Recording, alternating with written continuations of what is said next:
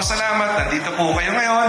Meron po tayong financial, medical, at burial assistance payout para sa inyo lahat. Kayong lahat po ay tatanggap ng 3,000 pesos ngayong umaga.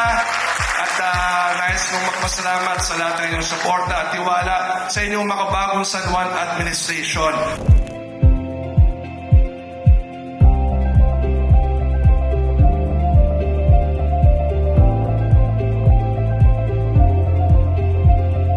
Magandang umaga po sa ating lahat. Ako po si Rocco Zamora, ang Special Assistant to the Mayor. At sa lahat po ng tatanggap ng financial, medical at burial assistance, may makatulong po ito sa inyo at sa inyong mga pamilya.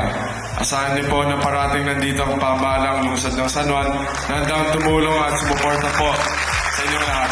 Maraming salamat po. Yan, sabi nga nila, di ba? Kung anong puno, siya ang bunga. At kung mabait ang puno, mabait ang bunga. Kung pogi ang puno, pogi ang bunga. Kung matalungay ang puno, matalungay ang bunga. Pero ganun din, kung masama ang puno, masama rin ang bunga. Pero alam niyo naman po ang inyong mayor, masipag, mabait at maasahan. Kaya sigurado ang bunga po ay masipag, mabait at maasahan din.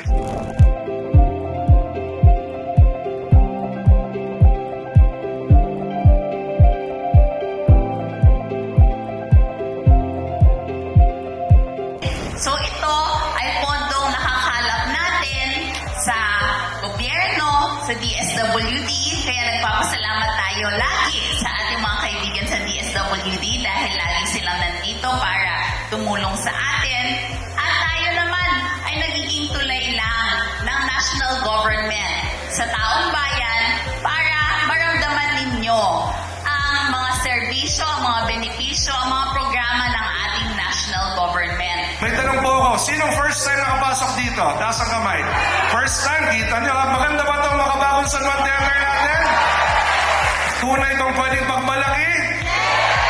Alam ninyo, dito sa San Juan, pinagmamalaki natin walang ghost projects. Alam naman natin na nasa balita ngayon, yung mga iba't ibang anomalya, mga ghost projects, yung mga napapanood natin sa balita, dito sa San Juan, wala pong ganyan sapagkat ang mga proyekto natin nakikita at nararamdaman ng tao at anumang pondo nagmumula po sa pamahalang nasyonal ay umaabot po sa inyo at napapakinabangan ng ating mga mamamayan. At isang halimbawa po itong napakagandang makabagong San Juan National Government Center natin. Kaya patuloy lang po kayo magtiwala sapagkat hindi kami gagawa ng anumang bagay na makakasira sa ating lungsod.